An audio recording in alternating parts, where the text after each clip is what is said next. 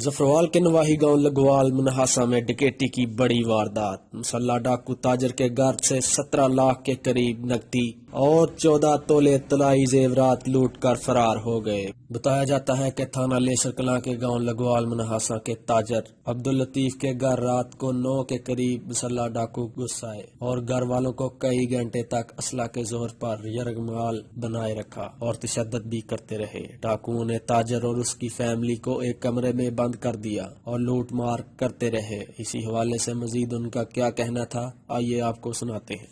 मैं रूम च सुते दा, बाकी जी सारे जेड़ा ना अपने अपने रूमां च सुते दे जी। ते दरवाजा उन्हां ने तोड़िया मेरे रूम दा। मेरा रूम नीचे है, भाई दा रूम है।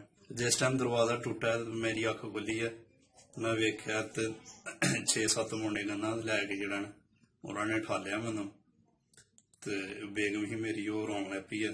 ओह्दे च एक मुंडे ने बोलिया कि बाजी असीं तुहानू कुछ नहीं आखदे ते असीं बस कारवाई करनी है ते चले जाने। तो फिर मैं बेगम अपनी ने चुप कराया ते उन्होंने मैनू क्या कि बकाया कित्थे ने जी, मैं छत ते न। वो फिर ओह्दे च मुंडा एक निकलिया, 2-3 मुंडे बाहर खलोते दे ही।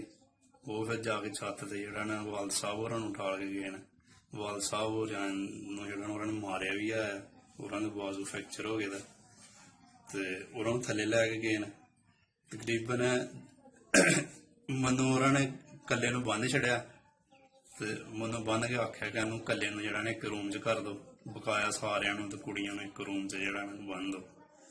बाद च जदों वारदात पा के 2 बजे नाल निकल गए न मुंडे ते मैं घर आले नू पुछया ते घर आले कहंदे भी कि जिस टाइम मैनू उठालिया उस टाइम ते मैं खुद गिने न 7 बंदे ते घर आले करदे कि 9 बंदे ही जेड़ा ना इत्थे हाल च।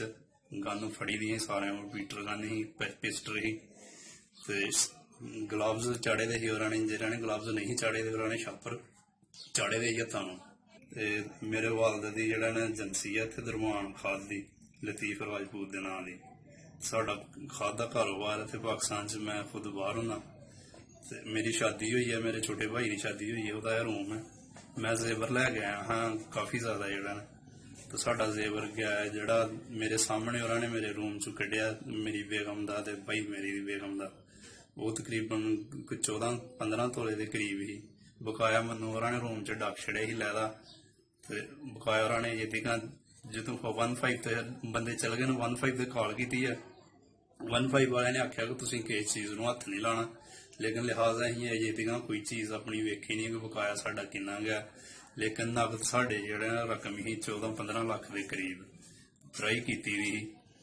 ते मतलब सीजन कणकां बढ़ो रही तो लोगों ने गराही की थी। बैंक अजकल थोड़े जे बंद रहंदे न ते पैसे नाले असीं मतवली हैं जेह्ड़ा साडे म्हल्ले मस्जिद है, मस्जिद की गराही शराही जिहड़ी है जो भी है वो सारी साडे घर असीं टोटल काम करवा रहे हैं।